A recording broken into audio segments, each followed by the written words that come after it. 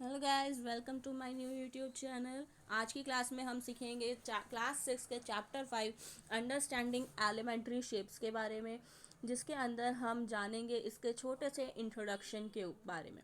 ठीक है, तो चलिए गाइस स्टार्ट करते हैं चैप्टर।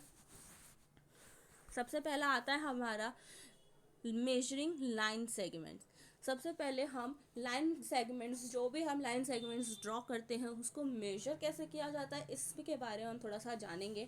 तो सबसे पहले हम इसके बारे में जानते हैं। पहला पॉइंट गाइस हमारा आता है लाइन सेगमेंट।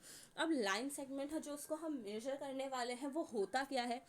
लाइन सेगमेंट जो भी होती है उसके एक स्टार्टिंग पॉइंट और एक एंडिंग पॉइंट होता है, जैसे कि हमें इस फिगर में दिखा रखा है। ए और बी पॉइंट से मिलाकर के एक लाइन सेगमेंट ड्रॉ करी गई है, जिसमें ए जो है वो हमारा स्टार्टिंग पॉइंट और बी जो है वो हमारा एंडिंग पॉइंट है। इसका मतलब ये एक ऐसी लाइन सेगमेंट है जिसका एक स्टार्टिंग पॉइंट और एक एंडिंग पॉइंट होता है, उसको हम लाइन सेगमेंट कहते हैं। अब लाइन सेगमेंट हम जो ड्रॉ करते हैं तो उसको कंपेयर कौन से बेसिस पे किया जाता है, अब हम वो जानेंगे। नेक्स्ट टॉपिक उसी का ही आता है हमारा, कंपैरिजन ऑफ लाइन सेगमेंट। तो उस लाइन सेगमेंट को अब हम कंपेयर करते हैं, किस चीज़ के ऊपर हम उसे कंपेयर करते हैं। फर्स्ट हमारा आता है कंपैरिजन बाय ऑब्जर्वेशन, कि हम उसको ऑब्जर्व करते हैं कि वो कैसे कोई लाइन छोटी बड़ी हम उसको अपनी आंखों से देखते हैं और उसको ऑब्जर्व करते हैं। ठीक है, तो हमें दो लाइन सेगमेंट दे रखी होती है। ए होती है ए बी और दूसरी हमें दे रखी है सी डी। तो सबसे पहले हम देखेंगे कि इसमें ये हमारा हो गया पॉइंट। ठीक है, तो इसमें हमें ऑब्जर्व करके पता चल रहा है कि जो ए बी है वो सी डी से छोटी है। अगर हम इसका उल्टा ही करें तो हमें जो, अगर हम इसे ए माने और इसको माने हम बी और इसको हम सी और इसको हम माने डी, तो इससे हमें पता चलेगा कि जो ए बी है वो सी डी से बड़ी है। यानी कि इसमें ये होता है कि हम उसको ऑब्जर्व करके देखते हैं कि कौन सी लाइन सेगमेंट बड़ी है कौन सी छोटी है, या फिर ये दोनों इक्वल है कि नहीं, इससे हम ऑब्जर्व करते हैं। ठीक है, तो हमारा सेकंड पॉइंट आता है बाय ट्रेसिंग।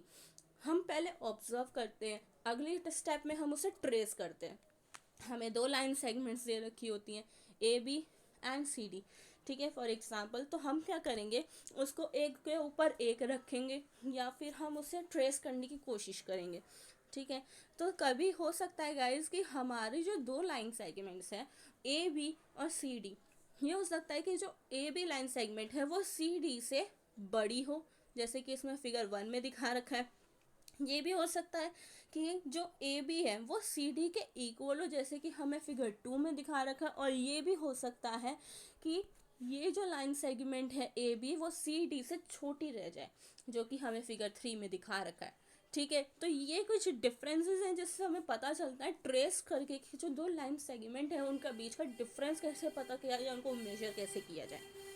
तो थर्ड हमारा कंपैरिजन आता है बाय डिवाइडर।